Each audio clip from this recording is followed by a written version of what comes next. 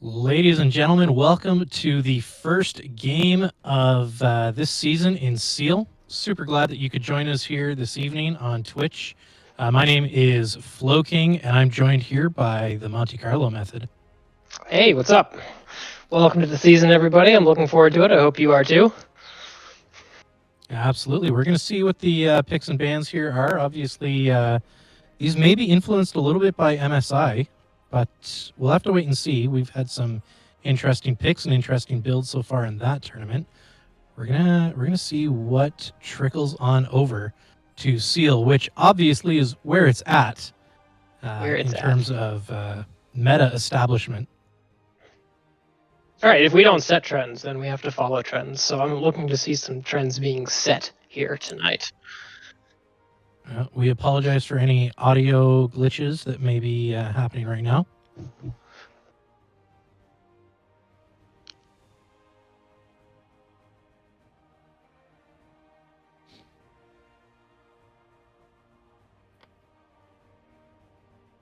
Well, we'll keep going here. If you can hear us, great. Let us know in chat if you hear us talking a little bit better than what it may sound like right now. I promise you I'm not a robot. On the side of PGN, by the way, they have just updated their name today. So let me introduce you to Predictive Gaming Nuwa, throwing in a Kali and Seraphine ban at the Poppin Papis, as well as a Silas ban. So we're going to see the last ban of round one here from the Papis, who have banned Trist, Zed, and we're just waiting to see what is coming next. Another ADC ban, it is looking like. So they're trying to ban Buies into the dirt, it looks like.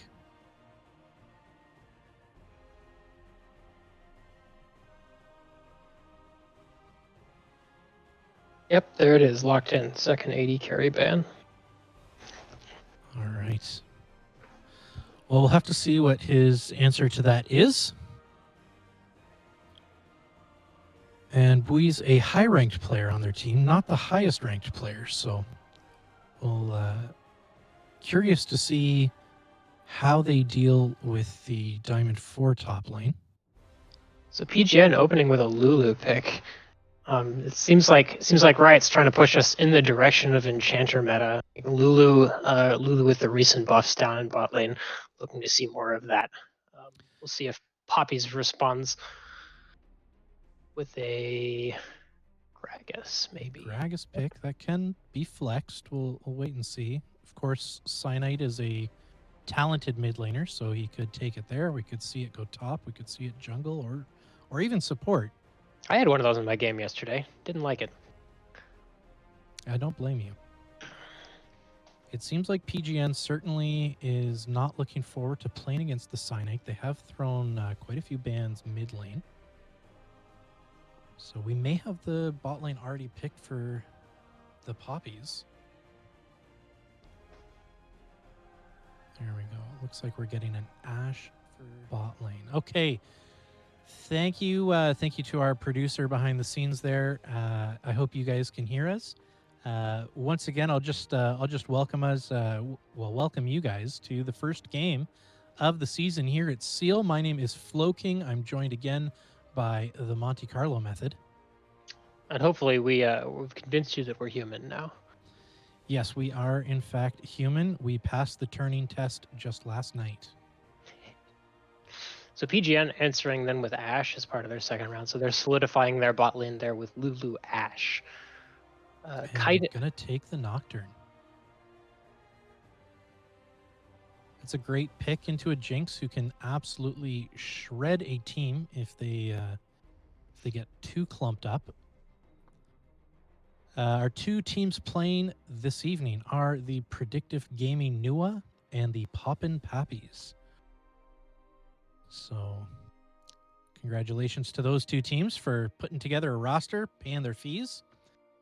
And being the first game scheduled. The first scheduled game. Not only is this the first streamed game, it's the first scheduled game. So us of us on the stream team, we'll pat ourselves on the back for getting ahead of this one. Absolutely. Oh, our producer's telling us that we actually have one in progress right now. All right, so they're going to throw the Galio ban and responded with an Urgot. Okay. And then it looks like another top lane ban coming from the Poppies as well. So they don't want to see the Shen. That makes sense. I mean, they've got an Ari. They want to be able to make it work. And there's another top lane ban in the Cho'Gath, which has been a fairly common answer to the new jungle lately.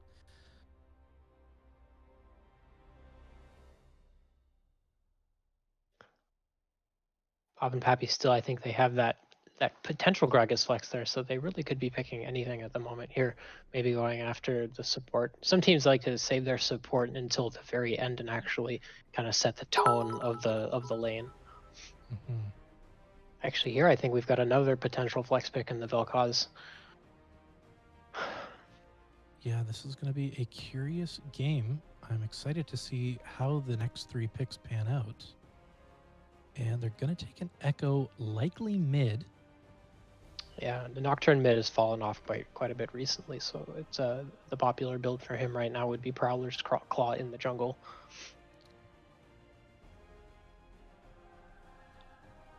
Now, it looks like we're going to have to wait until the next game to see the Sven Prowler Claw Varus. Yeah, it's unfortunate. Yeah. I checked that out in the practice tool earlier today. What'd you think? I'm not great on it. I don't know if this is a new meta. I sure hope not. Were those practice dummies giving you trouble there, I guess? The dummies were giving me quite a bit of trouble. Yeah. I was on. They're pretty tanky. I was done. All right. We have a Malphite pick, so it looks like the final pick on PGN. And go with the Graves. The Graves. So we may see a Gragas top. We may see a Vel'Koz support. They could flip-flop that, but it's likely going to be a Graves jungle. I think they did a really good job there, kind of obscuring their team composition until the very end. I really wasn't expecting them to pull out a dedicated jungler like that and push Gragas into a lane, even though we were saying it was maybe possible. It was kind of on the Graves has been on the decline recently in the meta, so I'm interested to see how he plays out here. Absolutely. So following this draft, everybody, we are going to be going to the client. There's going to be a couple delays just as we get the in-game draft all set, the spectate delay as well. So bear with us and feel free to refill that coffee, grab a slice of pizza, use the washroom if you have to. And we are going to be getting ready to go very shortly here. We are being informed by PGN that, in fact, I'm better on top on the Malphite is needing to take a washroom break. So we're going to have to wait a few extra minutes. A second spectate delay, if you will, but please don't. That is, spectate him. Looks like both teams are giving that all-powerful R, and we'll be moving maybe into draft here shortly. Excellent. Okay, here we are in the in-game draft now. And so for those of you who don't know, we will go ahead and be using this pick ban tool, this web-based pick ban tool in CasualEAL. And the reason for that is that the client draft doesn't open all champions to all players. And so by using this third-party tool, we have the option to enable all champions for all players. And then as we move into tournament draft here, in the actual client itself, we'll be going through the motions of banning the same champions, and then typically teams will then pick the champions in the right order because they've already revealed their hand. You know, everyone knows kind of who's playing where. You have up until, I believe it's 20 seconds to start time to perform any swaps. So sometimes you will see teams that will pick out of order, but for the most part here, what you see in draft is kind of what you should be expecting in game. Yes, that's right. So it is a great tool for those who, may not have all that blue essence saved up and may still be waiting on a couple of champions. The pick ban tool just allows for teams to have sort of that real tournament experience where you're hovering champs and you're swapping and all that good stuff that we like to see in the NALCS and other leagues as well. Just there, PG Flapper Goblin hovering the Timo. I would not be upset if we saw a Timo pick this evening. Of course, I am a Timo apologist, I suppose. He's That is close to to my say that you're heart. apologizing for the champion, right? Some may interpret it that way. Okay, I'm gonna choose to. Excellent, excellent. So we are going to, in fact, have the Malphite Gragas top lane matchup. So we're going to have two heavy AP champions up top. We're going to have two assassins in the mid lane. It's going to be an interesting game. Both jungles put out a ton of damage, and the main difference that we're going to see here is in the support role. We've got an enchanter against a caster, so we're certainly in for a what seems to be high damage game. I think there's going to be a lot of kills here, and we're going to see pretty high damage charts by the end of this one. Just going kind of top down, the Malphite Gragas matchup. This is going to be interesting because you have a situation where you could just find both players just throwing Qs at each other all game long, trading Q for Q. Malphite, I think, has a little bit more flexibility in his build. Gragas, I think, will very typically start with a little bit of AP, but I think the Malphite has the option to go full tank if he desires. Going to that team, I'm not really sure if that's warranted. You've got a lot of magic damage on the team that makes the full armor Malphite a little bit difficult. The Nocturne, I'm expecting to be more of a bruiser Nocturne. The Assassin Nocturne has kind of fallen out of favor recently, and so the Stridebreaker into Sterix Gauge would probably most likely be his first couple of items. And I actually don't know the current meta build on Graves. Like I say, I haven't seen him a whole lot recently. Mm-hmm. And then, of course, in mid lane, we've just assassin, and then kite poke versus, well, kind of chase poke down in the bot lane. Yeah, that is very true. We'll probably see. We could see a variety of different builds coming from the jungle, certainly on that Graves, but we'll have to wait until this spectator delay is done. So for those of you who were just really excited, wanted to see the draft, but have yet to take that quick break, now is the time. You've got about 2 minutes, and we're going to be hopping into the load screen after that.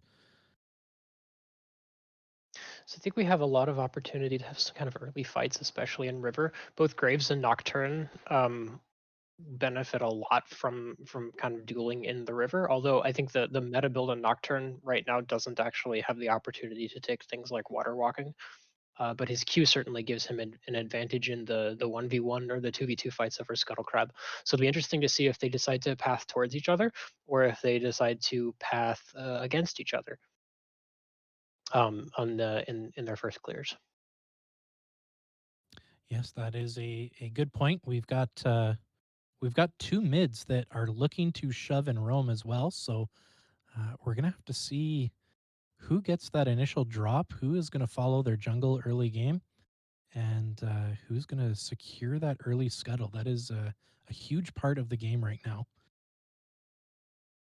So we're gonna need to, of course, I think Ari is gonna be a little bit favored in this matchup, and not necessarily because of her kit, but she is uh, almost a full division. Cyanide is almost a full division higher currently than PG Flopper Goblin.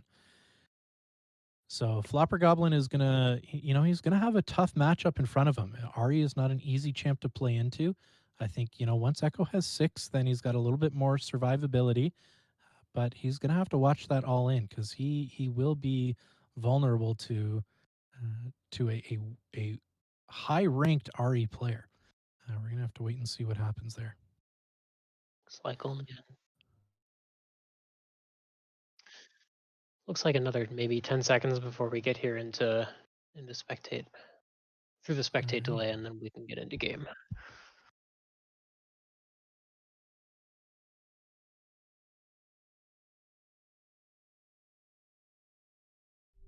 And here we go. My client has started loading in.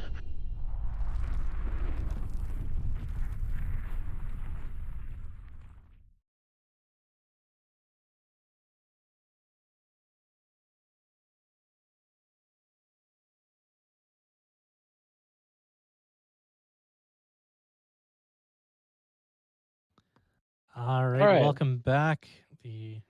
What a lovely transition.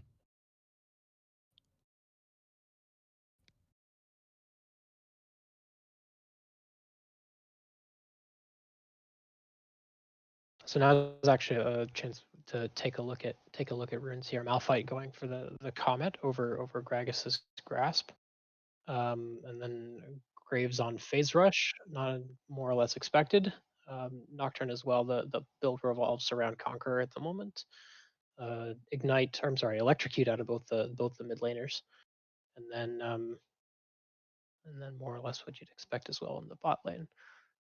In terms of teleport, looks like we have our mid laner for PG, or PG up on the mid lane has a teleport over Ignite, and so we do have actually a teleport advantage, while Ari will have the Ignite all-in advantage.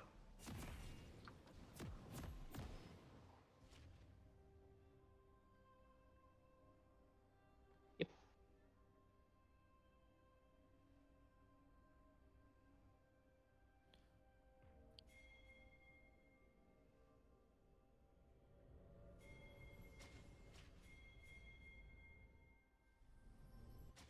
All right, so we've got teams heading out onto the Rift. We've got a Corrupting Pot versus a Doran's Ring in the top lane, as well as in the mid lane. And teams looking to do a 5-point here. It's interesting. It's a 5-point on one side, but it's actually 4 on the other. We don't actually have blue side guarding their main entrance or their mid lane entrance.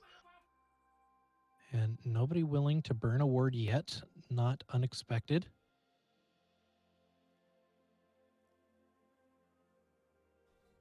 Now we have the Nocturne backing.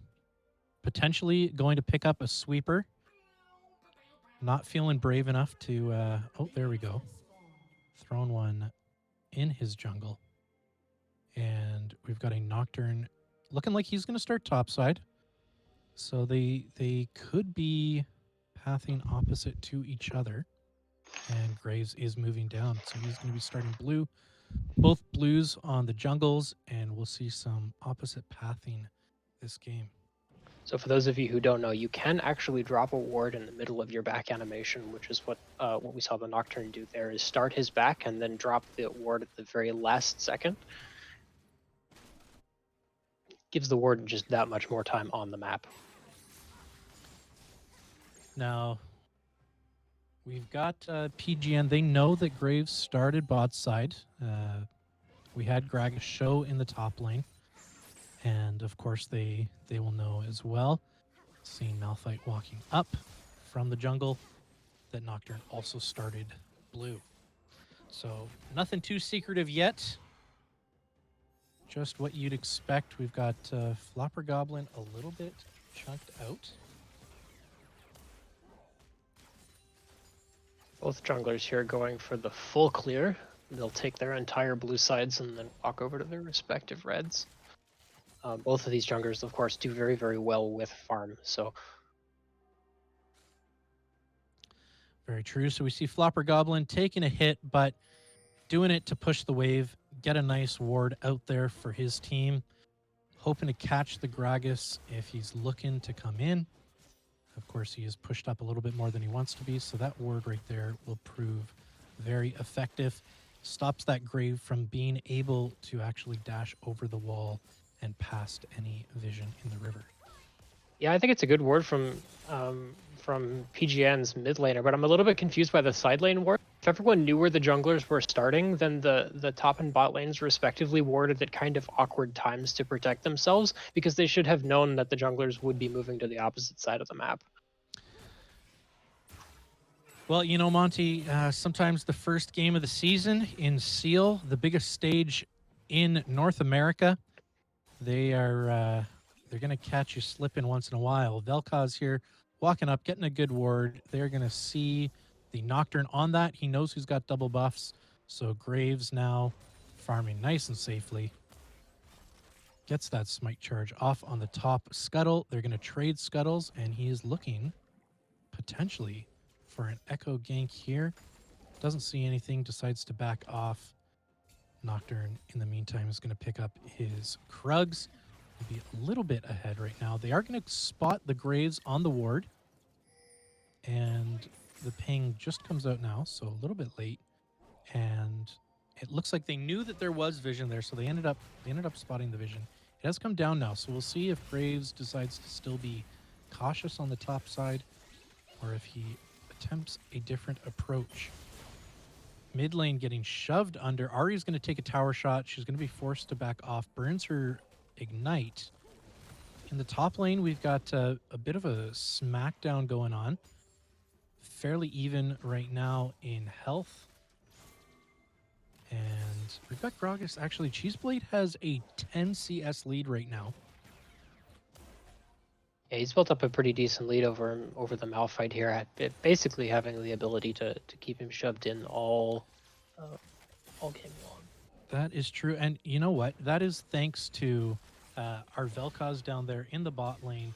Slovenia, a last-minute addition to the team, normally a benched player, but jumping in at support. Actually, our lowest ranked player, but what an effective ward, because our Gragas then knows that Nocturne is down there and is able to stay in lane. And he's able to back now with a 12 CS lead. Across the board, we've got Nocturne up a little bit in CS. We came to expect that after being able to do a little bit of farming while Graves was looking for a gank. He'll make up some of that now. So Nocturne has done 2 kind of full clears now, and Graves just showed there on the ward, so Nocturne holds his back, waiting to see exactly what happens. And pretty much what you would expect here in the bot lane. We've got the Vel'Koz poking. The Graves looking to get some deep vision. Does so. Is looking for a fight here. We've got the charm landed on Echo. He is blinded, but he's able to get out. He rolls. We've got the ult from Ahri. She Qs. She's going to ult again. And the flash out of Echo. He's going to look for that blast plant. No response here from the Gragas. And here goes Echo deeper into the jungle, just looking to kill time. He's going to get his shield off. Ahri's expecting the plant. There it goes. And the chickens are going to save him, but we've got the flash. So he burns the flash off of Gragas. Gragas is going to pick up that kill. A lot of time and a lot of mana spent, but they are able to pick up that first blood and get that sweet, sweet gold. And Nocturne is able to take advantage of this kind of long fight, knowing where Graves is to look for the invade. Looks like he doesn't have smite, so he's going to have to leave the blue buff there to reset. He gives this Gragas a bit of a leash. It's going to reset. Now here's where that mastery on the mid lane is showing. He knows exactly when to roam. You could see him even walking into the jungle before Graves was even there, allowing Graves to confidently take that blast plant over, knowing the Cyanite is there to back him up. Now we've got an invade in the top lane. Gragas is going to be taking that blue buff. Dragon's going to go down to the Poppies, and Malphite is going to burn that TP to pick up a bit of a wave. And we're going to have to see. Gragas might be dead here. He's going to give that blue buff over. He might have been shopping there. He still had his flash, and he did not burn that. So maybe he was expecting a flash follow. But I think we caught him shopping right there. Cyanite able to back, getting the blasting wand. Still quite low on health, so we're going to see Echo take an attempt. Isn't able to get his passive off. So he's going to back and he's going to pick up some of these waves as we see Cyanite head back to buy. You know what? Flopper Goblin has not been doing too bad in this matchup. It is a hard match for him. He is against a player who is significantly higher ranked than him, and he is within 3 CS kills, deaths. Small difference there. A little bit more gold going to the Ari. Of course, she's been able to back twice now to pick up a Lost Chapter and a Blasting Wand. We see the Nocturne ult. He picks up that kill on Jinx. They're going to keep going. He gets a great shield off there as well. Misses the Q. And Ashe is going to chase down, do a little bit of poke. We're going to see it followed up by the Lulu. And Vel'Koz is able to disengage. It's a good little pressure relief for bot lane, who's been getting shoved in this whole game here. Ashe isn't actually all that much the worse the wear for it, sitting at within 10 CS of Jinx, but it's certainly helpful to be able to get an easy back in after a gank like that, after being shoved in for so long. Absolutely, yes. We have seen this Ashe. She's done well. Bouise has been doing well in this matchup. You would expect them to be a lot more poked out than they are. She's going to get hit by that Q and the Comet. Jinx trying to discover her. Doesn't see anything.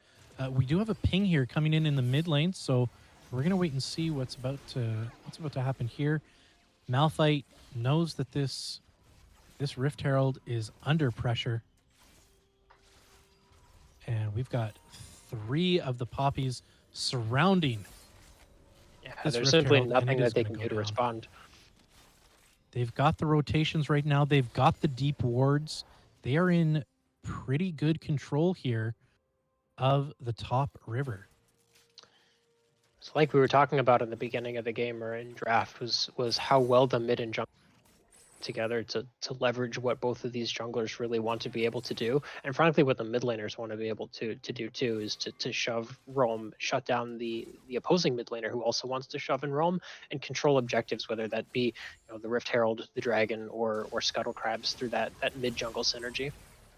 And of course Poppies are helped out pretty well here by pushing lanes in both top and bottom, so they Graves can pretty much always have the priority that he needs to walk into river and do what needs to be done.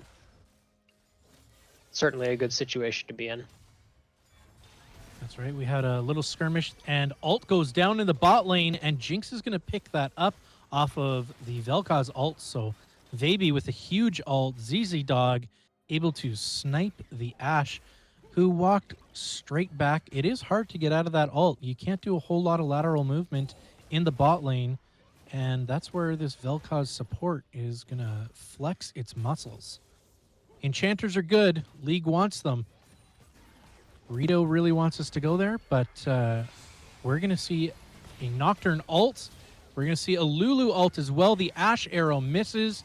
Nocturne's going to pick up 1, and he is disengaging, hitting his Q on Vaby as he goes out. He had vision of the Graves, but decided it was not safe enough, not a guaranteed kill. So he's going to back out. He has got a 3-1 lead, and 4 plates are going down mid lane. I like what Be More Pacific is doing here on the Nocturne, spending time and resources bot lane.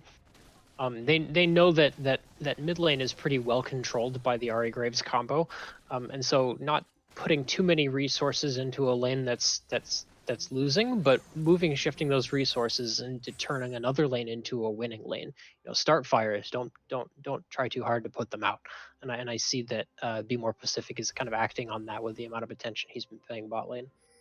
Yeah, and then predictably we have the slug, the Q fest in top lane. Very very little attention has been paid there by either jungler.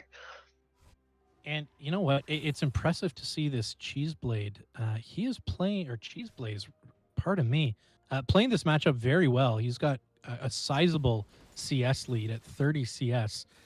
He is down a kill and still holding on to that lead. Now, we see the Poppies with pretty much full control over the bot river.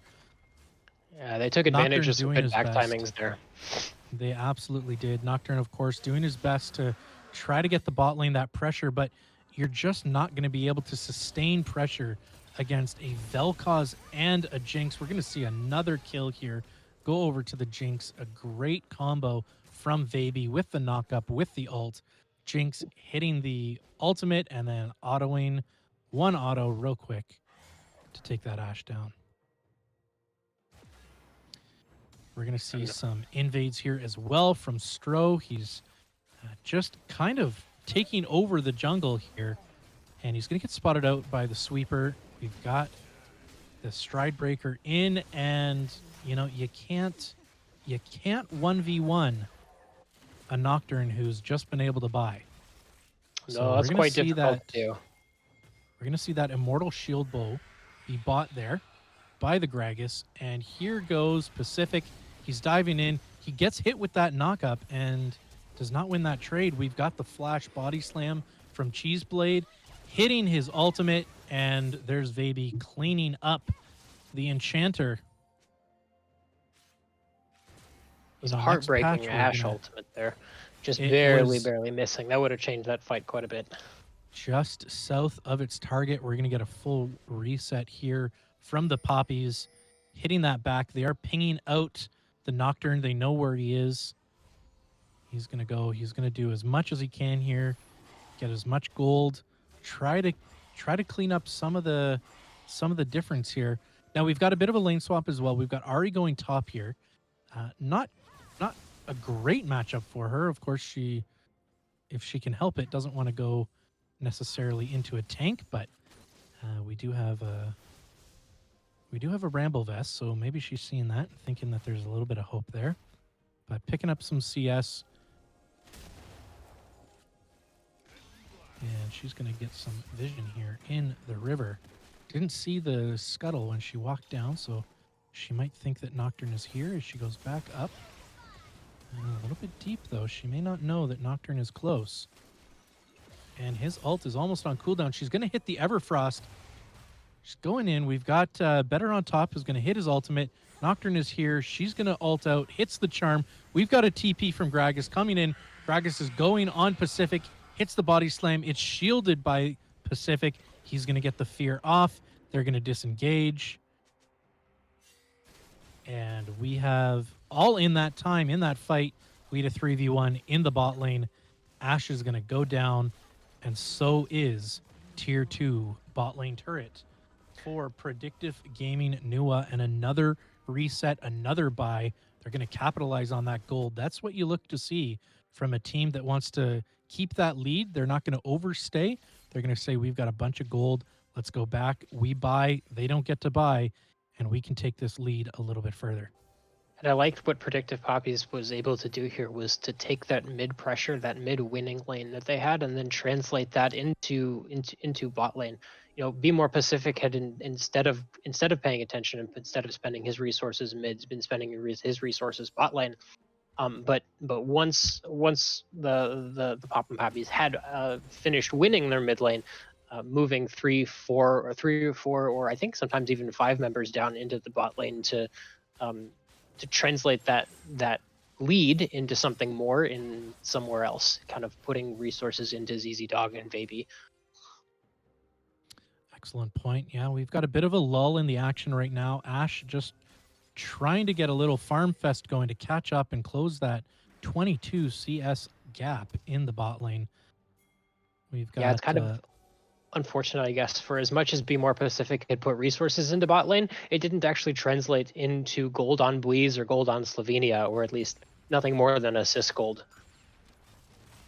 Absolutely. Now we've got a little bit of a Rift Herald dance. We're going to get the Nocturne ult in the top. Excellent ult. He is going to, if you find yourself an open Jinx with no support, no jungle, you go for that ultimate every single time. Especially when you have yourself a Malphite ready to back you up. That was a great decision there. From our jungler, Be More Pacific, he has made some excellent decisions this game. And hopefully we see a few more of those as the game progresses. He is, of course, going to be a little bit behind. He understands, my team doesn't have dragon pressure. We don't have the vision down there right now. Ashe is pushed into the tower by minions. Mid is just reset, stalled out in the middle without a turret. He knows he has to give up this dragon, and I know it hurts him to do so because that's going to put the Poppies on soul point. So we're going to see that fight coming very soon. Position to be in if you're Predictive Gaming, because you know you're several thousand gold down. Gold counters up here look like they're about 5,000 gold down. So you know you're behind. The trick then is to figure out what you need to do to kind of slow the bleeding and figure out how to turn the game around. Right now, with all the gold on Nocturne, they're having to send their solo lanes or their carries to try to search for gold just in the form of farm, and it's very, very difficult for them because of the amount of map control that the Papis have. And this Ari, we have Cyanite is pinging. He's on his way in. We've got 3-headed top. Nocturne sees it coming, shields the charm, but it's not going to be enough. We've got the knock up from Vel'Koz, the ult from Vel'Koz. Excellent Ari play. I want to point this out. I don't think we have the ability to replay yet, but she ulted backwards into the bush closest to the Predictive Gaming tower just to try to stay out of vision. Of course, Nocturne did spot her, but very smart play. You can see the decision making here from a mid diamond player versus the decision making of Platinum. It on paper it doesn't seem like much, but those small little decisions that are being made. This game really it's not a runaway game. No team came out of the gate flying against another team. It's these small decisions that we're seeing across the map in these great fights that are winning the Poppies the game. And now we're starting to see those stack up, and that's really what's leading to this kind of large gold lead. Absolutely. Now we've got the Graves chasing down. Lulu's going to flash away out of the smoke screen, and then we've got another fight going on. Gragas is going to get the empowered auto, but we've got the Nocturne who is going to he's going to dash the other direction. We've got Zhonya's coming out for Cyanite. Gragas is going to go down, and a great follow-up here from Predictive Gaming, and Vaby with another wonderful knock-up. He's able to save Ari's life. Gragas is looking to clean it up, pulls out the double kill. Vaby is also going to get another kill here on Nocturne, and what was an incredible play forming for Predictive Gaming ends in an ace from the Poppies. We saw a super smart stride breaker dash from the Nocturne to avoid the charm on the Ari. He's able to burst down the Gragas. He's able to get the Ari very low, but then Vaby comes in, is able to completely disengage the Predictive Gaming, and then there comes our jungle here. I am Stro on the Gragas to pick up the double kill. They're going to go right to Baron after this. I mean, why wouldn't they? And they're going to burst that down. There they go. Yeah. Of course, whenever you're after 20 minutes and you win a fight that decisively, especially if you take that many players on the map, it tends to be a pretty easy decision. Absolutely, and I'm sure they're more than happy to take a free Baron. Not a whole lot that the Predictive Gaming team could do about it. Of course, they have Ashe Arrow, but the AoE on that is not going to give you very much. It's going to be a hard steal. And Vel'Koz is going to go. He's going to clear out the river vision. He's saying, I want that ocean soul, and I'm sure the entire Poppin Papis team is saying the same thing. They're more than happy to get those lanes pushing with the Baron buff. And we're going to see Flopper Goblin caught out here by Vaby. And I am Stro. He's going to dash in. And he's going to be seen by the control ward and hit with the Echo Q. So Echo successfully disengaging that. He knows that this tri-bush is very well warded. He's going to dash over. I don't know if he was seen by that. This is looking like not a bad fight for Predictive Gaming. They know where to pull a trigger right now. It's probably the best one they've got. Yeah, first time in the game that they kind of know where everybody on the Poppies is. And we're just having a dance. Q's going out Jinx looking for vision. We've got Qs and Ws being thrown on both sides here. The river Just itself is waiting. actually a little bit dark for predictive Poppies. They don't Now, love... of course, them. And they're going to go ahead. They're going to start up the dragon. They're going to say, we're in control of this game. You're going to have to engage on us. We've got the Nocturne ult. He is going to use it. He goes all the way in on Vel'Koz. We've got the Malphite ult. Everything's being blocked by a shield. We've got Ahri ulting all the way around everywhere. And she is going to take down the Malphite. Nocturne falls, went very deep, was able to follow it up. I loved that follow-up from the Malphite. Unfortunately, the rest of the damage just simply wasn't there. And It was a Floppy beautiful Goblin, start to the fight. that was a great ultimate combo. The rest of the damage, and I mean, you're gonna run into those damage problems at this point in the game when you're pitting an 0-5 Ashe against a 3-3 Jinx. It's not much of a competition at that point. Jinx is going to put out more damage. Yeah, it was a great beginning to the fight. I loved the way that they comboed that all together. It's a little behind. I would have liked to see them engage a little bit earlier when they knew they had the 5v4. Yeah, absolutely. It was looking there for a moment like Nocturne was going to maybe just use his ultimate to obscure the vision of the front line on the Poppin Papis. And as they were bursting down that front line, it was almost down. He decided it's now or never. And when you're this far down, I don't think that's a bad play. You have to take a risk, or you're not going to get anything for it. Now they're going to spot out Pacific. They've got his blue buff as well. They're going to give that over to the Ahri. He's going to sweeper ward, clear some of that vision.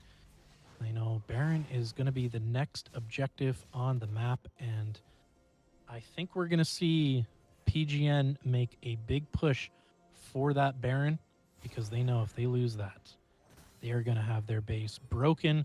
Their Nexus will probably end up getting revealed. And we've got Poppy's bot lane, maybe just looking, seeing if they could catch Echo out. Makes a smart back.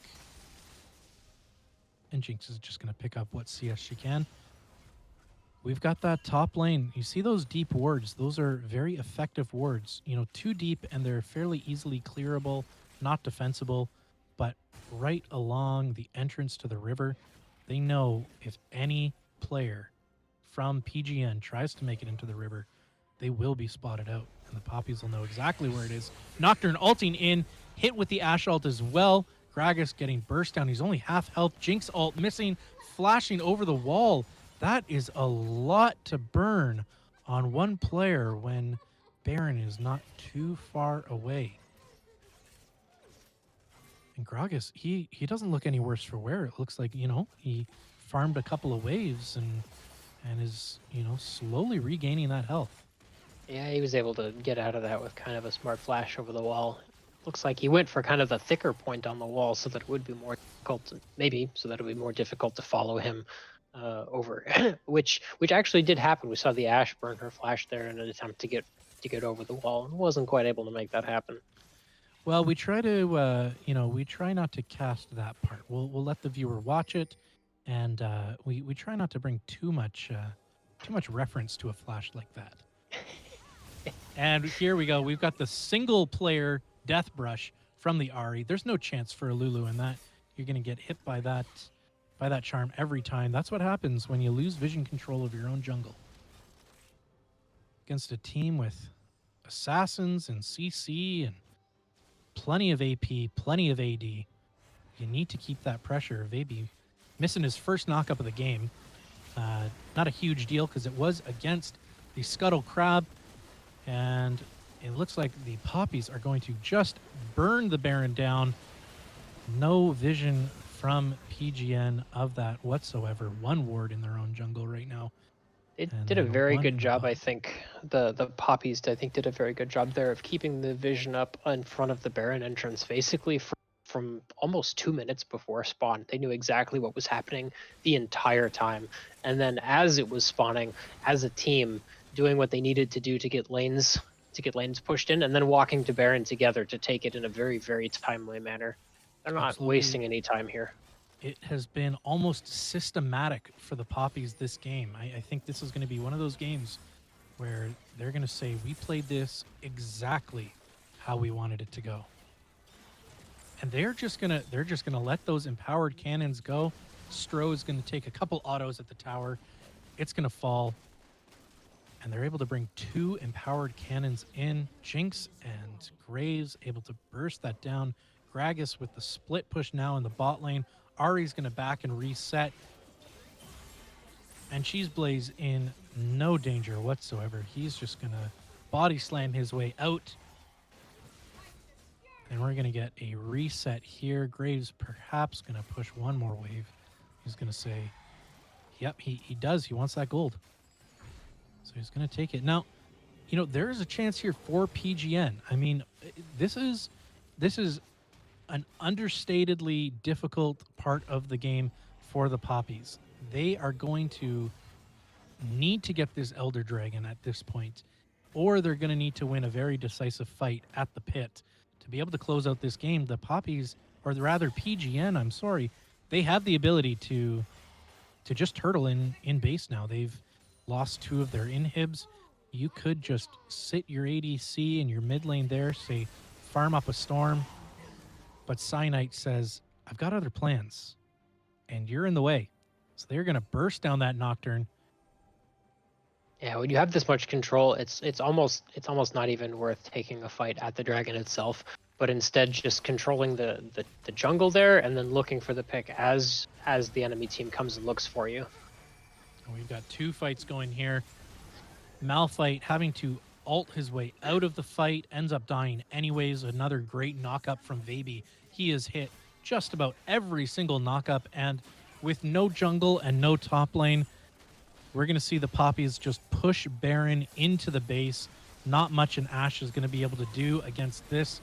Echo looking to lay a little bit of damage down on the Vaby, but that tower is going down anyways.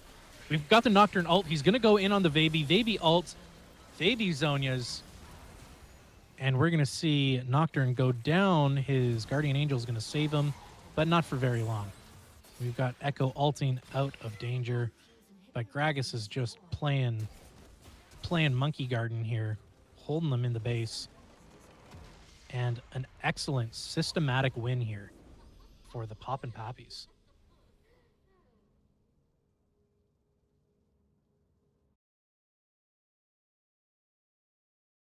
Yeah, I thought they did a very, very good job there, especially looking at that last Elder Drake fight. You know, objectives can be occasionally coin flippy. If by some miracle you do wind up as on the side of Predictive Gaming to steal that dragon, then it gives you a way back in. But instead, Poppin Pappies, you know, basically just forced Predictive Gaming to make the first move. And when you're behind like that, you often can't afford to make the first move, and that's kind of what happened here. Is they took a shot and they got picked, and then even without needing the Elder Drake, the Poppin Pappies were just able to simply close it out. I thought it was a really, really well organized game on the side of Poppin Pappies. Their rotations, specifically mid jungle, up into the different up into the top and bottom rivers. Those were excellent. Again, helped out by the fact that both top and bottom lane were pushing and had winning lanes. That's always essential if you're going to try to push that much river control. All right, we're going to head to an intermission now, everybody, and we will see you again very shortly.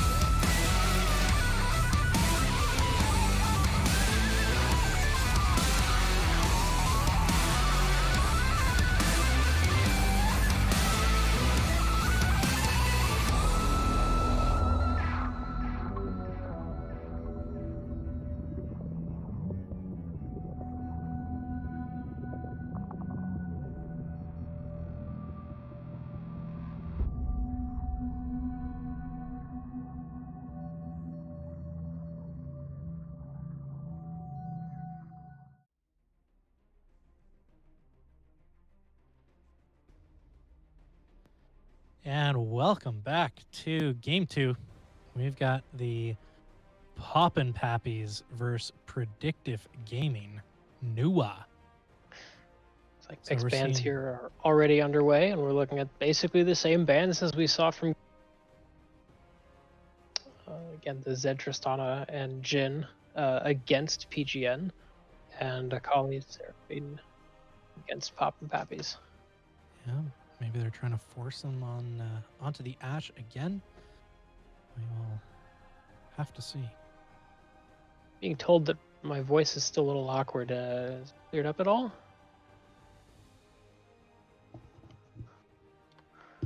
Cutting out and dying is what I'm being told. Well, my headset deck says I'm three of 4 bars. One moment. Certainly will do it. We'll, if you guys can gift a couple subs there, we'll get Monty his very own audio interface. Once we get sponsored by Focusrite. Focusrite, if you're listening, please sponsor us with a couple Scarlet 2i2s. We don't take sponsors, I'm being told. You can sponsor me personally, and I will gift it to him. All right, we are seeing the Ashe Ari pick again, the Jinx Lulu pick again. So we may be in for another slugfest, except we're seeing the Vladimir coming out. So whether or not that's going to go mid or top is yet to be seen. Likely a mid. They're probably just going to answer an Ari pick with the Vladimir pick, looking to potentially blood pool that Ari charm. Gives him just a little bit more sustainability. And we've got the Leona coming out in the bot lane. Okay, so this will be an interesting game here. We've got Slovenia taking the Leona, and the Lulu Jinx being taken by the Poppies.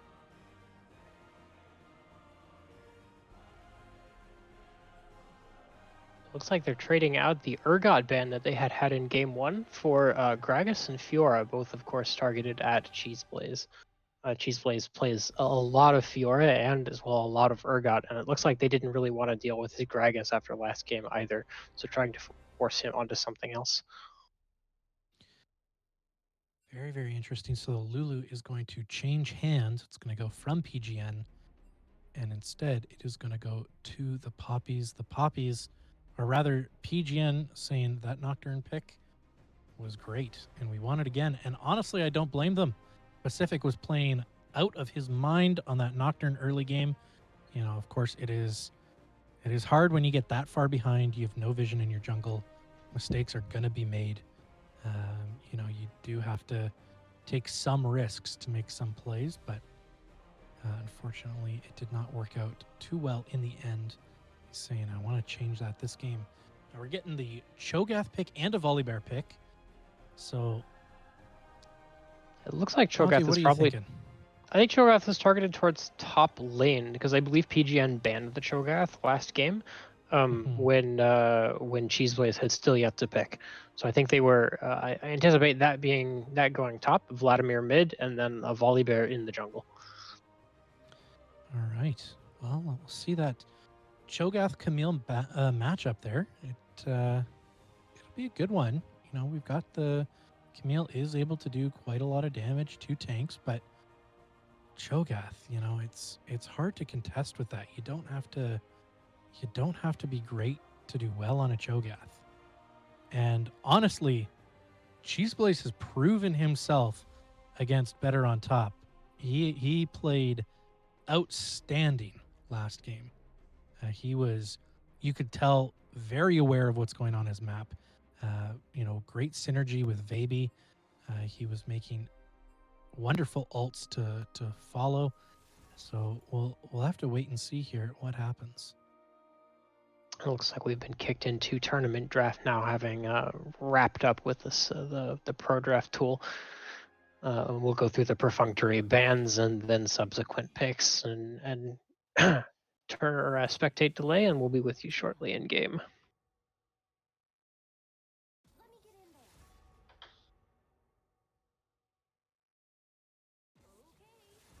Okay, so we saw pretty well what Pop and Papis wanted to do first game, I think they don't have as much of the ability to do that same thing this game. With the a Vladimir isn't going to have as much of the pressure as Ari is going to, especially early. Volibear I think is a little bit stronger than Graves at the moment in the jungle, so the Vladimir Volibear um, is not going to behave the same as the Graves Ari did last game. Now, on the other hand, this on the side of PGN, I think Nocturne Ari, that is going to be a repeat of what PGN was trying to accomplish the first game. And so we'll have to see if Pop and Pappies can shut down that mid jungle synergy that PGN is very clearly capable of putting together. When you have somebody like um, when you have somebody on playing Nocturne that well, it becomes very very easy to exert control over the map. Um, and I just don't know if Pop and Pappies is going to be able to shut that down with the Vladimir. So we'll have to see how that plays out. It's going to be a good game. So we are going to see a Cho Camille matchup. The volley is going to be sent to the jungle against the Nocturne. We are going to have Vladimir against Ari. I think that one was to be expected. And then you guys can correct me if I'm wrong. I haven't played this game for very long, but I think Jinx and Ashe are the AD carries. Yes, they often are taken in that role. Now, AD carry, Monty, is the attack damage carry. Attack So damn. yeah, Ah, so they're going to do most of their damage with with attack damage, not magic. All right, makes so sense. Makes sense. that Lulu trading hands. The Ashe is staying on the side of the predictive gaming. Ari is also going to be switching hands this game. So we've got similar champions, but almost every single person is going to be on a new champion. The ADCs are going to stay the same. The Nocturne is going to stay the same. Everything else we've got a little different. That's good. It looks like they may have lost out on the RE in game one and are now looking to take it. BGN may have lost out on the RE in game one and now kind of looking to take it as a priority in game two. Absolutely.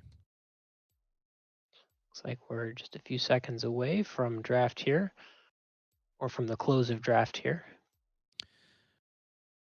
Now, Monty, I'm curious to know, what do you think? Now we saw Pacific try to take control of the game early and really did do a great job. He understood, okay, mid lane is going to likely push into my team.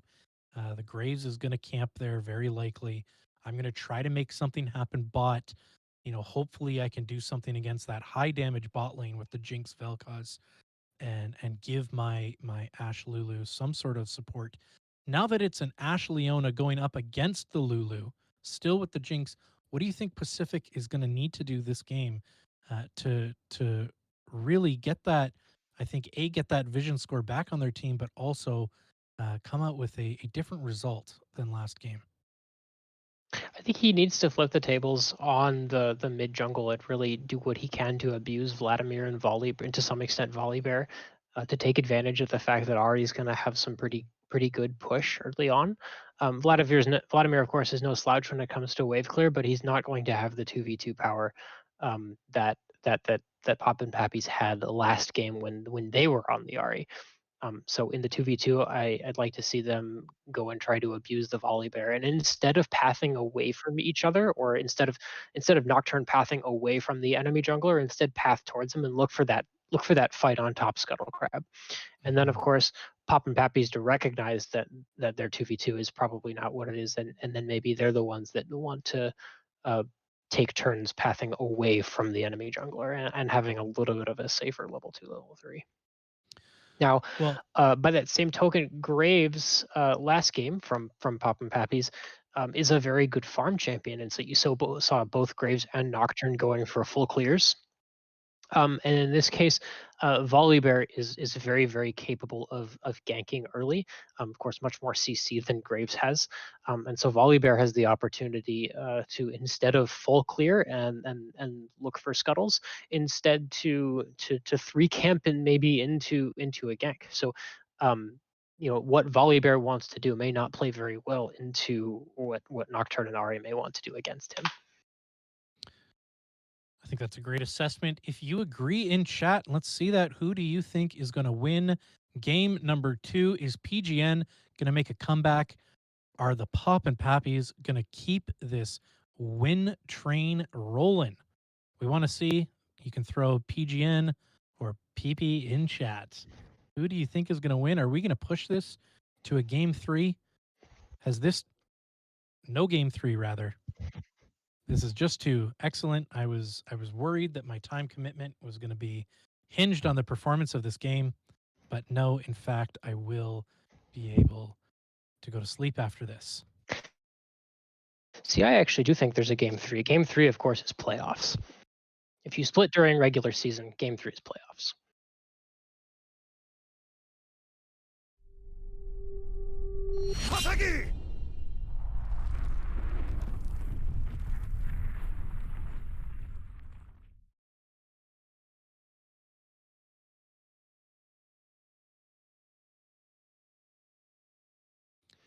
All right. Welcome back.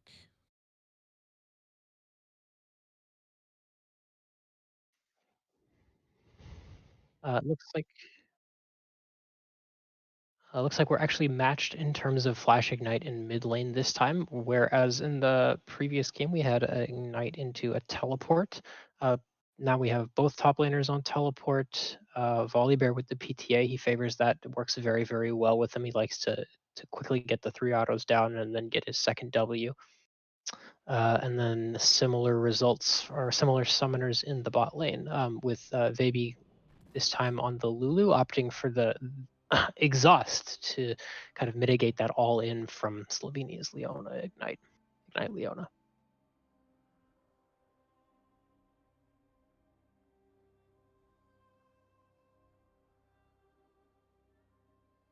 All right, so we are just slowly loading in here, folks. I apologize for the delay. We're just going to get our own streams synced up here. Don't apologize for Riot. This is all Riot's fault. And we are ready to go in. All right. There we are. We're all synced up. The casters are synced. Our producer, he's ready to go in the background. And we are heading out onto the Rift. So we are going to see a blue smite from Volley, a red from Nocturne, both refillable pots. We've got 2 relic shields in the bot lane. And the main difference coming in the top lane, we've got a shield versus the dagger or the blade. And that is to be expected. Now, as we were talking about summoners, Monty, you're going to need to color commentate for me on this one. Are you a F Flash player or a D Flash player, and why? I am a D Flash player. In my opinion, Flash is not the most important summoner that a jungler has, and I keep my most important summoner on F. Okay, very good point. Now, see, I'm F stands for Flash, so of course you're not a jungler. You don't. Your second summoner isn't important. Well, exactly. I rarely ignite. I never teleport. Frankly, my team is just not worth it. No, of course not. But all right, we're gonna see a different jungle path. They're both starting bot lane. We've got the Nocturne going for the red this game instead of the blue. It makes sense. And we've got the Volley. Or sorry, we see the Nocturne grabbing the blue, and the Volley grabbing the red. Nocturne, of course, going for that full clear. Volley is heading to his chickens. It looks like Volley may actually be going for something closer to a full clear here. or at least a 4-camp clear, not necessarily going immediately for 3-camp into gank. The 3-camp into gank, of course, is buff Gromp, and volley stopping for chickens kind of slows him down a little bit there. So with wolves and blue, he'll wind up with his level 3, and he'll be able to go top. Now we see Camille here making a big trade. Cheeseblade is going to respond. He started his E, levels up to the 2, gets the grass proc off, and Better on Top is actually going to leave Worse for Wear on that trade. Fairly even, but a great trade there from Cheeseblade. So I like what Ari did here, leaving lane relatively early. They knew where Volibear started, and so they had some idea of when he would be top. And so Ari moving into the river, sneaking into Poppin Papis jungle and dropping the ward down on Volibear's blue buff means that they have a really, really good idea of where he is now, and he's forced to kind of walk away from it if he wants to stay off of vision. Absolutely. Yeah, PGN is looking to make those changes this game. Of course, they were struggling with vision. And now we're seeing another great trade here from Cheeseblade. And Stro is holding off. He's out of vision. Now, every second he waits, he is losing a little bit of gold here. He knows that his blue buff is warded. So he thinks this seems to be the best option. And he's going to lose the top scuttle. Very likely here. Yeah, he is. And he's going to walk in behind this Nocturne. Nocturne is 1 level up, so he's very confident to take this trade. Yeah, Nocturne has the ability to be here. You've got his Camille's pushing in, and he's got a level on Volibear, so he can spend some time to contest this, which is what I was really looking for him to do here, was to just spend some time abusing Volibear in his own jungle. And Volibear is going to still put out incredible damage. He's trying to bait in Pacific to take that tower shot. Unfortunately, he's not going to. And we're going to see PGN kind of in a bad spot right now. It's really unfortunate. Vladimir was able to get the move on before Ari was. We're going to see flashes go down on both sides here.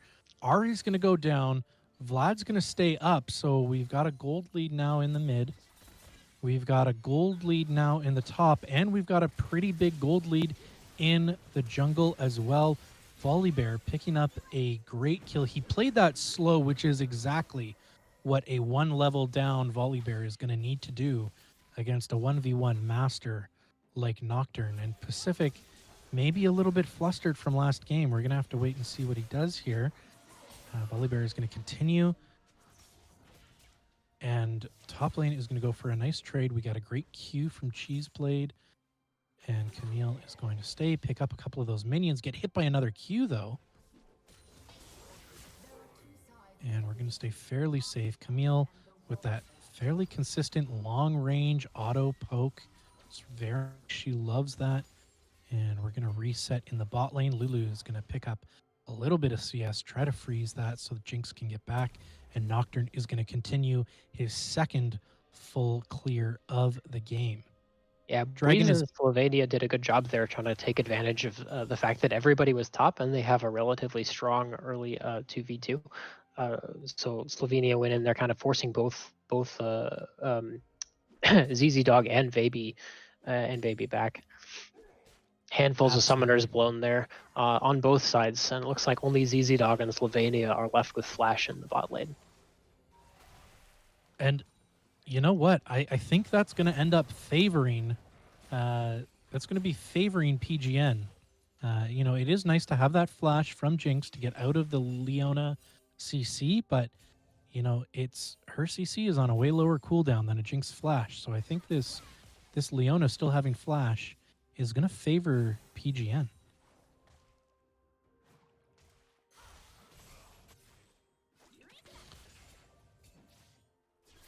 Now, for those wondering, this game, PGN, we do have on the red side, and the Poppin Papis are on the blue side.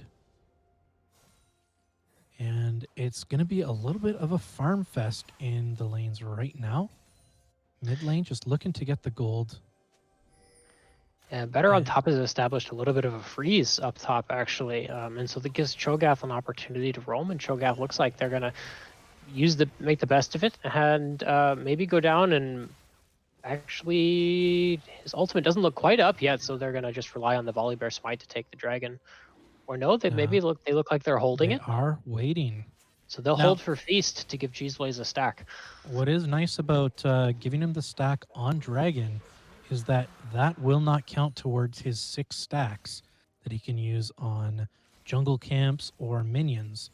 He can keep on stacking when taking down epic jungle monsters like dragons, like Rift Herald, and like Baron.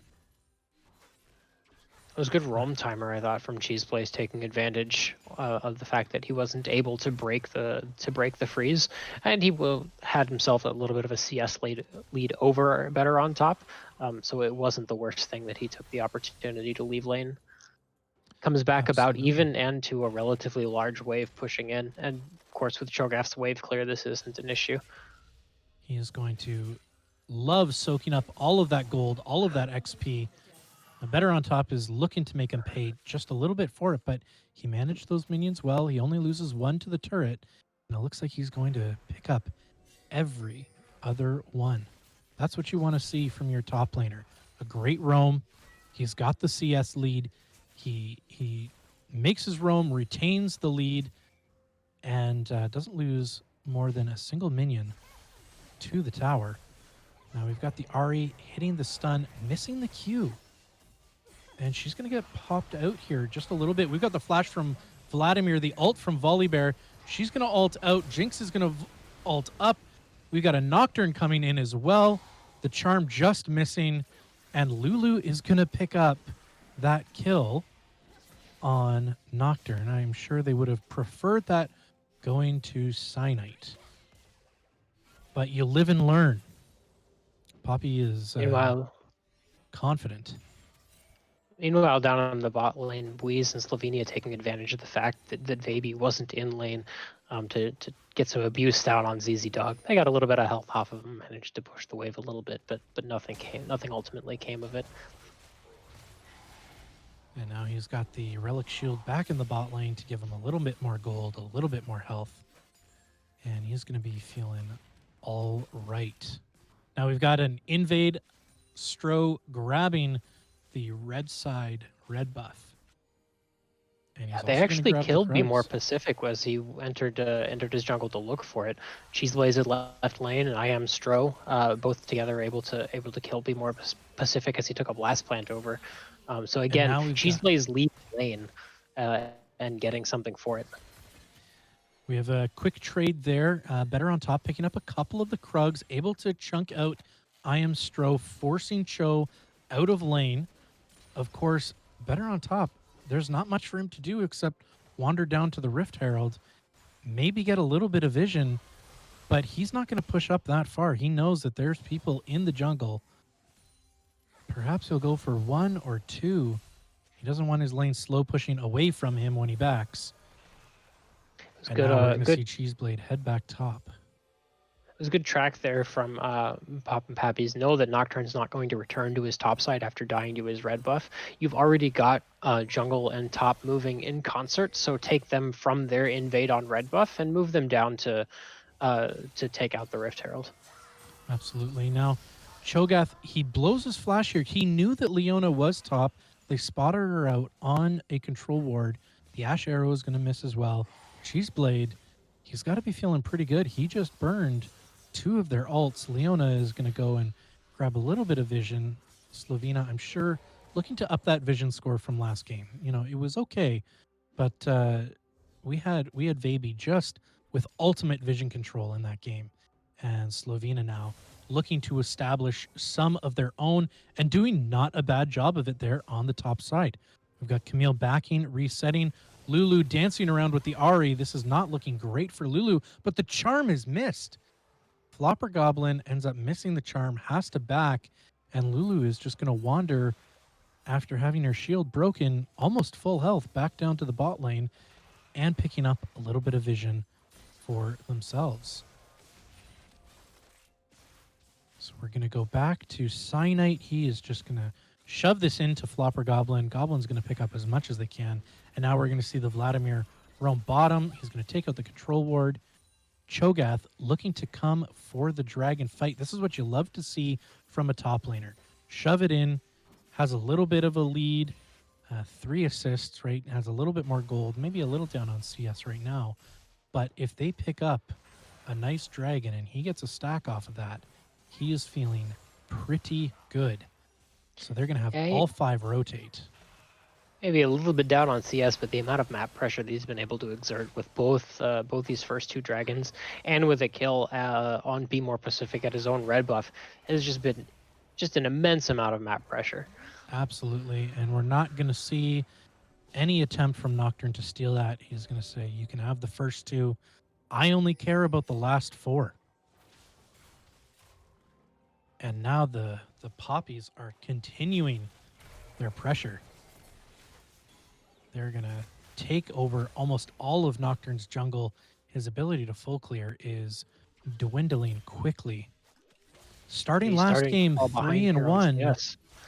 And this game 0-3 to start the game. Not what they were looking for to start this game off. Pacific is going to have to make some great plays here now. We've got Rift Herald summoned in the top lane. Cho'Gath looking to pick up as much gold as possible. But we have an ult from Nocturne in the top lane, ult from Camille going down. The fear gets off, and they're just going to burn him down. Wonderful work there from the jungle top lane, saying we got to stop this bleeding.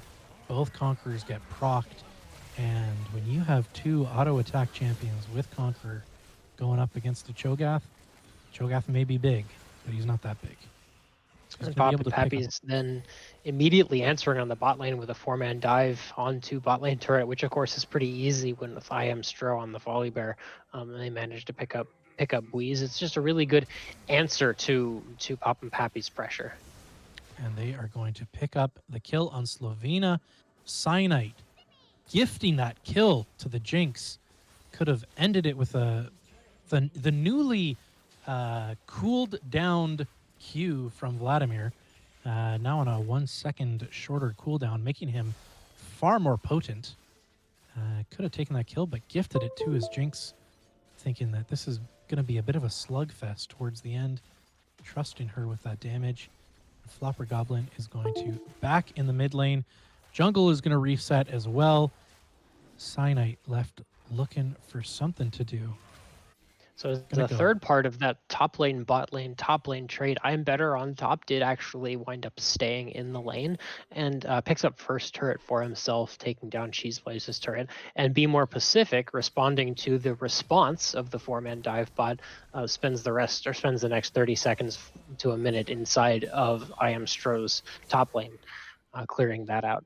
It looks like he may have only gotten 2 camps, though, because blue buff here is just about to spawn for Stro. So really, they wound up trading maybe a net positive there on gold.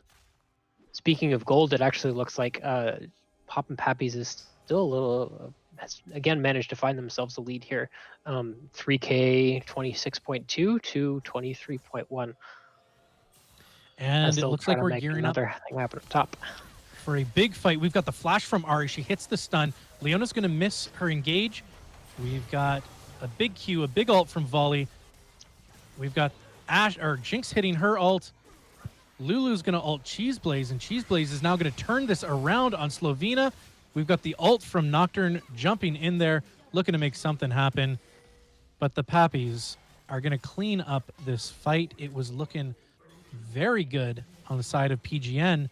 But a couple timely ults, a missed Leona engage, Lulu saving Cheeseblade with a wonderful ult.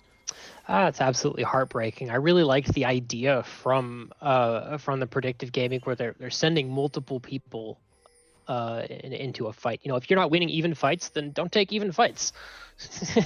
Gang up on them, and that's kind of what they were looking to do there by sending Absolutely. 3 or 4 people into 2, and as you were mentioning, just a couple of things that went the way of Poppin Papis and didn't go the way of predicted gaming turned that around, and you hate to see it. And in all of the kerfuffle, the Donnybrook going on in the top lane there, we've got Ashe being caught out by the Volibear and jumping under turret to make sure that the Vladimir doesn't pick up that kill. They understand a fed Vladimir is a scary Vladimir. as well as the Poppies are going to get their minions to go ahead and take down that bottom turret, and they're going to find themselves in a tied turret game, but still quite a decent gold lead. And the CS this game, much closer than last game. We're not seeing any major differences in CS. Where we are seeing a huge difference is we're seeing a lot more fighting for vision in the river, and PGN looking like maybe they're not quite as coordinated as they thought they were going into this game, getting caught out in a few areas, and the Poppies are just taking advantage of that over and over and over. It's an important thing to be able to look at what your opponents are doing and what they're not doing, and taking advantage of what they're not doing. And so that little lack of coordination against a well-organized team, that can turn into a deciding factor pretty quickly. Absolutely. We've got Rift Herald summoned here. It's going to get its second charge off on the base turret of PGN. Camille is going to have to back. She needs to stop that split push. Was able to get it almost all the way down to the turret. Is it worth losing one? Potentially they would have lost it already. Was able to pick up at least a wave for it. And we are going to see the Poppies reset here. Camille looking in the jungle. Is going to spot out a ward here. So she's going to clear some vision. And Stro, pretty confident here. Knows that he's got a Vladimir to back him up. He's going to take that Gromp. Vladimir is going to pick up a little bit of CS. And there's, it looks like some pinging from PGN, potentially looking to do either an invade or maybe a little bit of a rotation top. Yeah, they're looking to try to pick up what little they can wherever it's available. And so Ari was laying some pings down on the blue buff. Their own jungle kind of bare. They're looking to pick up farm where they can, but she was stopped short by a pink ward in the rift pit. On Rift, during the Rift pop mid lane, they dropped the Herald, and then they Pop and Papis walked back to Dragon to pick up their third dragon of the game. That's their Cloud Dragon. So this being a Cloud Soul map, they'll be looking for the second Cloud Dragon in here just a few minutes to complete their soul. But it's a really nice opportunity there with a Herald to distract the enemy team to go in and take a dragon. And we're going to see the double Conquerors go in on Cheeseblade. He is going to do plenty of damage himself. It's not enough, though. We see Ash Arrow come in, Buiz hitting a long snipe. Better on top, and Pacific are still able to burn down the Cho'Gath. He wasn't quite able to get Pacific into ult range. Had he have been able to do that, he would have gotten the healing, and he may have been able to turn that fight around, or at least pull Buiz out of the mid lane. But because of that, Buiz now sees 4 in the top lane, is going to be able to shove that under tower. Better on top is going to shove under tower. They're picking up the gold where they need to. Of course, I'm sure they wish that they could get a little bit more. We may see, in fact, bottom turret go down. We tried to get the back off there. Volley tried to back, wasn't able to. Cho'Gath going to respond to the mid. That is the that's where he's needed the most. Doesn't want to lose that mid tier 2, but Camille will be given that tier 1. And now the Poppies looking to make something happen at Baron. Cho'Gath is going to show mid, so they may not expect this just yet. There wasn't a whole lot of vision in the PGN jungle. Now, Goblin, she's going to see Baron. She's going to see the Jinx W come at her. And now she's going to try to make something happen. We've got Pacific with no ult, so this is a perfect time. This is a perfect time for Papis to try to take this. And blue team is going to get the Nocturne ult off, or rather the Cho'Gath ult off. Nocturne ends up dying in that. Ari flashes. Cho'Gath is feeling pretty good right now. He's got at least 3 stacks that don't count towards his 6 on minions and jungle camps.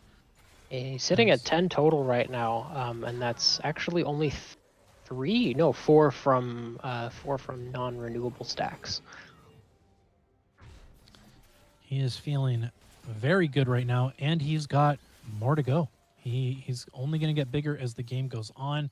Pair that with a Lulu ult, and you might not be able to sneak past him in lane. That's what we call a fat Cho'Gath. Also Is- opting for the Frostfire Gauntlet, whose passive, of course, also gives you additional champion size with additional mythic items completed. Monty, we were discussing this earlier in the week. Right, over a The nice little ARAM. Yeah, the size buff seems to be maybe all for show and It's doesn't a really little provide anything. it's a little awkward because on one hand it feels exactly that, like, well, what, so I'm bigger now, my hitbox is bigger, and for a tank that can be a beneficial thing.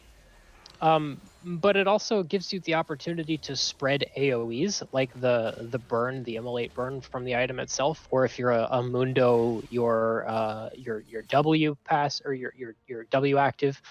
I'm still not convinced that it's all that much of a useful stat, additional champion size, but it certainly looks impressive, especially on a champion that already has size scaling, like a Cho'Gath or a Zac. Absolutely, and sometimes it's just the looks that matter. Now we've got Papis. They've gotten their soul, their cloud soul. In the meantime, Better on top is going to go. She's going to continue the split push, grab that tier 2 top turret. But the Pappies, they're going to respond. They're going to be slowed a little bit here by the Ash, but they're going for it. Cho'Gath is now going to split push bot. He's going to draw a few resources. Camille now Better on top, having a back. And we've got ZZ Dog bursting down, just shredding objectives this late in the game. We're going to get the demolish off here from Cheeseblade in the bot lane. Cheese Blaze, rather, in the bot lane. And they are going to double inhibitor these guys.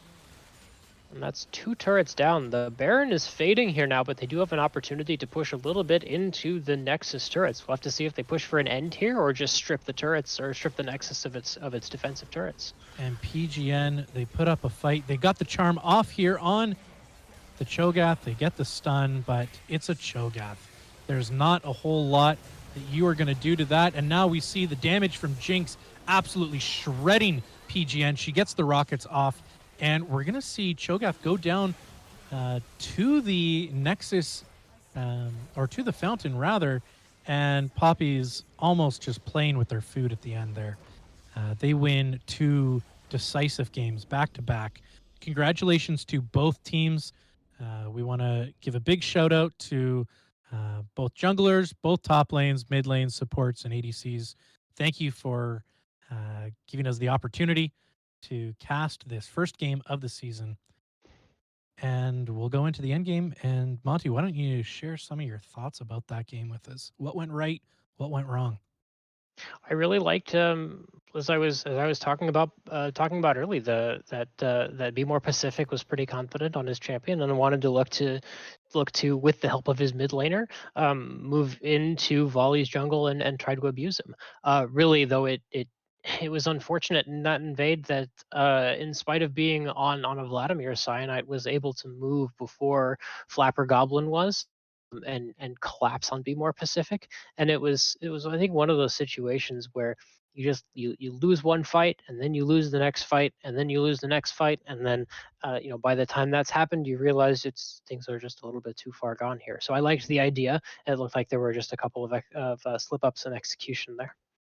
Absolutely, and I'm not going to say that words win games, but you look at those vision scores, and it's hard to say otherwise. We have significantly more vision there coming on the side of the Pappies, uh, outwarding, out scanning. They knew where PGN was at every single turn, and you're not going to be able to outmaneuver a team that can see your every move.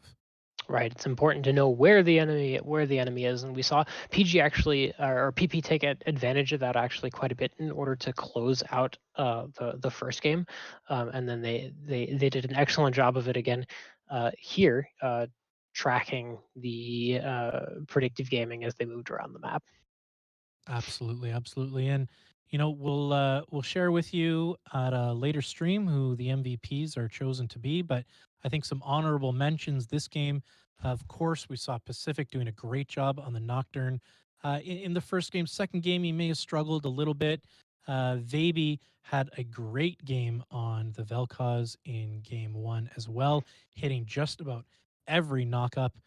Cho'Gath was just huge this game. It wasn't, you couldn't put anything by him, making great decisions. Wonderful, wonderful roams there from Cheese Plays, who had two difficult matchups against a player who is, a little bit higher ranked than him. He's able to hold in there, keeps his leads, rotates out of his mind. Just a wonderful, wonderful play, and of course, seeing that Cyanite Ari in game 1 was something to behold. It was just wonderful to watch that, and some of those decisions that he made on that champion. So, all the other players, you all played great. We're just making a couple honorable mentions. Monty, any honorable mentions on your side? I want to call out Cheese Plays again. The roams from game number 2. That's exactly what I like to see from a top laner. Is he exercised control over the lane, and then in having control over the lane and choosing when he got to roam, managed to put his team ahead quite handedly. Excellent. Well, on behalf of Seal and the production team here, casters, thank you all for joining us. Thank you, players, for putting on a great show for us. Viewers, thanks for engaging in the chat. It always makes it better. I'm seeing some people asking for some Stro interviews. Maybe we can work on that next time. From all of us at Seal, I'm Flo King. And I'm Monte Carlo Method. And we will see you guys next time. Have a good night.